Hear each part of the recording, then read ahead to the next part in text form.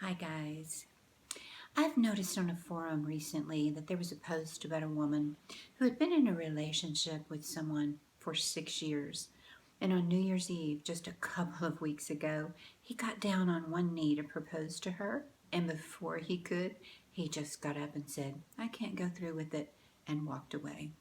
Now, she was obviously embarrassed, humiliated, and totally shocked. It had been 6 long years that they'd been together, but women stay in relationships too long without expecting commitment, and you may be one of them.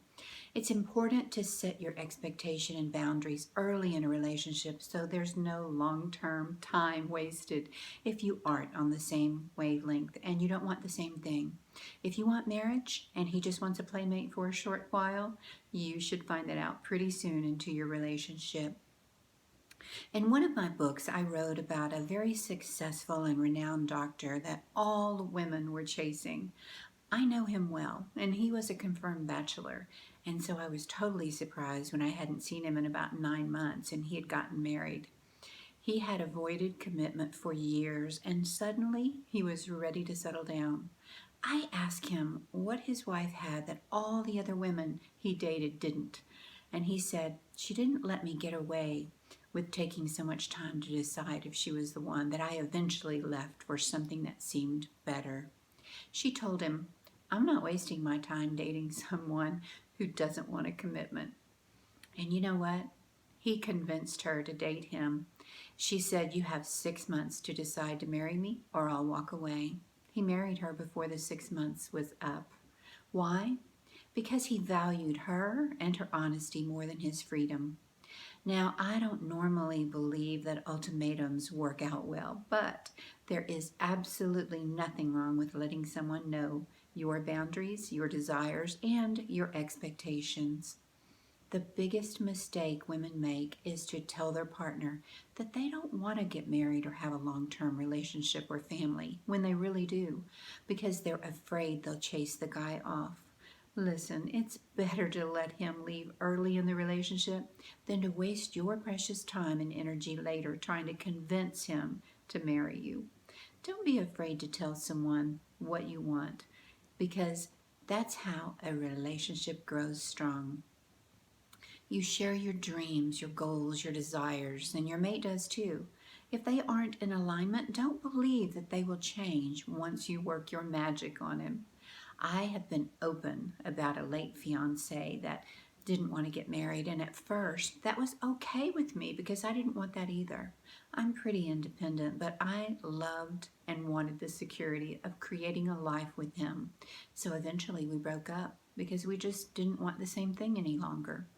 Was I hurt and disappointed? Well, yes, absolutely. But I wasn't going to settle for less than I wanted, so we didn't have contact for an entire year after the breakup. I did use my secret PW technique on him, and if you don't know what that is, you can go to my Amazon author page and read the introduction on the book. Anyway, that's all I did.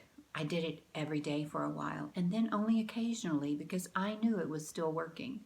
I moved on with my life and I went out with friends. I dated others. I even dated a celebrity that I'd crushed on for years. But I knew my man would be back. He came back almost 1 year to the day, and within 4 weeks, he asked me to marry him and put a huge ring on my finger. Even with a year of no contact at all, and both of us dating others, he was ready to make a commitment rather than to risk losing me permanently.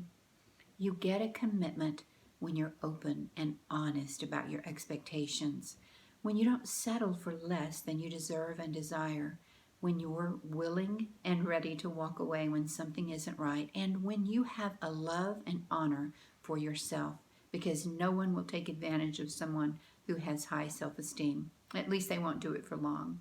And they will respect you and love you more when you stand up for your convictions. You have to have boundaries, and you can't allow your man to give just enough to barely keep the relationship going without having consequences. If men had their way, many of them would never commit. Why should they? They get all they want and all their needs met without the responsibility sometimes. If you aren't getting the commitment you want, I hope you'll check out my books because they are designed to empower you.